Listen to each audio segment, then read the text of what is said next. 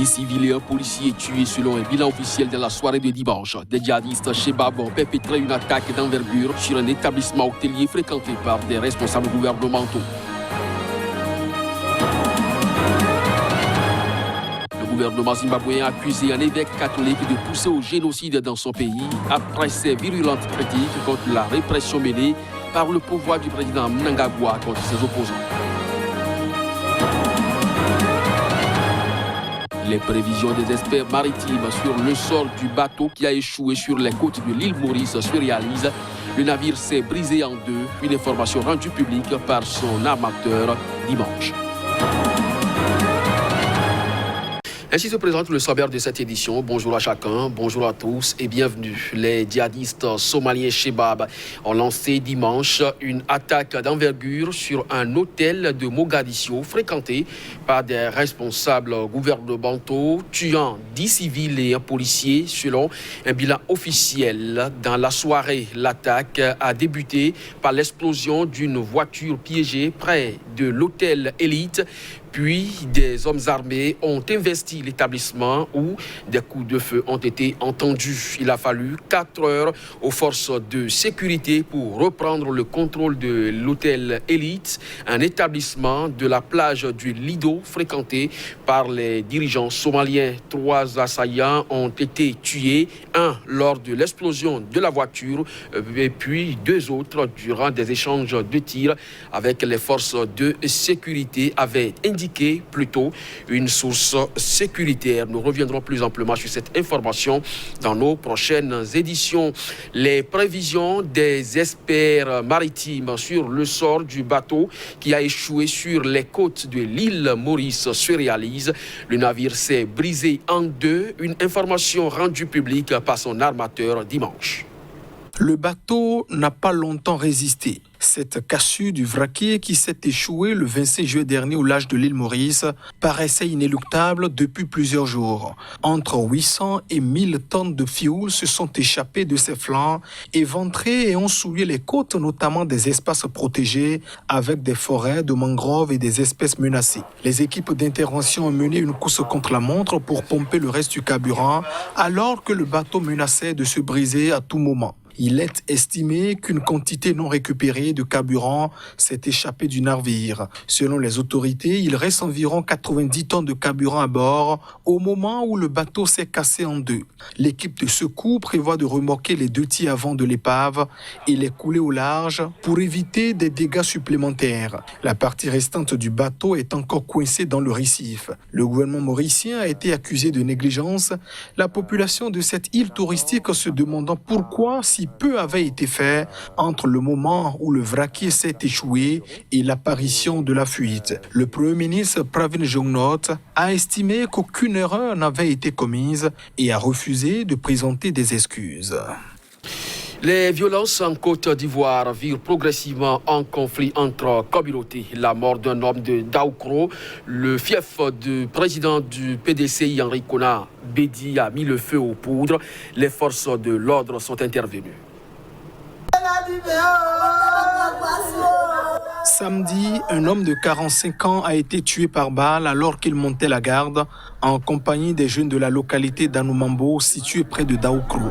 La victime était de l'ethnie baoulé soutenant Henri Konan Bédié, lui-même baoulé originaire d'Anoumambo, âgé de 86 ans et candidat à la prochaine présidentielle d'octobre face à Alassane Ouattara. À l'annonce de cette mort, ces jeunes partisans en furie, armés de fusils de chasse, de gourdins et de machettes, se sont rués vers le quartier peuplé majoritairement de Malinké, soutenant Alassane Ouattara pour en découdre. On ne veut plus d'eux ici, menace-t-il en colère. De leur côté, de jeunes Malinké étaient sur le pied de guerre et la gendarmerie a dû s'interposer pour les faire reculer et faire baisser la tension. Dans la ville de Daoukro, la même méfiance s'est installée entre les communautés baoulé et Malinké qui s'accusent mutuellement des dégâts causés. Le premier jour, il a fait une discussion avec un Malinké ici. Parce que lui, il était dans l'affaire de combat là, à Daoukro. Donc ils l'ont vu au village ici. Et il a discuté bien avec lui. Seulement, il a pris colère et il est parti.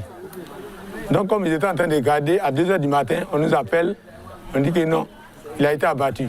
Mais vous voyez quelle perte nous avons eue. Nous n'avons pas pu. Aujourd'hui, nous sommes au dehors. On ne sait même pas où aller. Parce que je ne sais pas comment expliquer. Je ne sais pas. On s'est dispersés. Nous demandons seulement la paix. Les 3 jours de violence ont également porté un coup dur au siège du PDCI, le Parti démocratique de Côte d'Ivoire, du Bédier et du Rassemblement des Oufouettistes pour la démocratie et la paix, le RHTP, du président Alassane Ouattara, qui ont été saccagés. Toujours en Côte d'Ivoire, les médias contribuent à l'enlisement du climat socio-politique où la tension est montée d'un cran avant la présidentielle prévue pour le 31 octobre prochain. C'est ce qu'a déploré ce vendredi l'autorité nationale de la presse. Les médias ivoiriens sont accusés de contribuer aux tensions dans le pays avant la présidentielle d'octobre prochain. Observant une résurgence de la violence dans les discours politiques, l'autorité nationale de la presse a reproché dans un communiqué aux médias et aux réseaux sociaux de s'approprier et relayer abondamment ces propos. L'organe de régulation estime que la presse d'information générale ouvre ainsi largement ses colonnes à la propagation de propos outrageants, voire haineux, ou à des mots d'ordre insurrectionnel. Elle contribue à l'enlisement du climat sociopolitique au mépris des exigences de la profession, ajoute-t-elle. Au moins 4 personnes sont mortes mercredi et jeudi en Côte d'Ivoire dans des violences liées à l'annonce de la candidature controversée du président Alassane Ouattara à un 3e mandat. Les médias ivoiriens, souvent très politisés, ont parfois contribué à faire monter la tension dans le pays durant la longue décennie de tourmente qui a culminé avec la crise post-électorale de 2010-2011.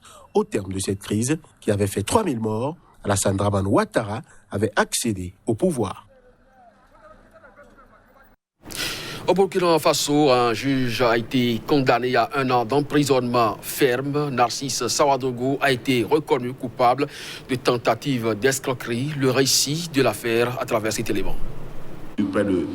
Les faits remontent en février dernier. Le maire de Ouagadougou a été mis en cause par le journal d'investigation Courrier confidentiel selon lequel son épouse et 3 de ses enfants étaient actionnaires d'une société bénéficiaire de marché de la commune pour l'acquisition de 77 véhicules estimés à 4,6 milliards de francs CFA. Le parquet avait ouvert une enquête à la suite d'un article paru dans un journal le 10 juin dernier. Selon les éléments du dossier, début juin, le juge Narcisse Sawadogo et Alassane Bagaya étaient entrés en contact avec le maire de Ouagadougou pour lui proposer d'intervenir auprès des magistrats pour faire classer son dossier sans suite contre paiement selon le procureur. Ils seront tous deux alors reconnus coupables de tentative d'escroquerie par le tribunal et condamnés à 24 mois de prison dont 12 fermes. L'avocat du juge se dit surpris par cette décision du tribunal et estime la sentence regrettable. En revanche, pour la partie civile, ce sont au contraire des comportements très graves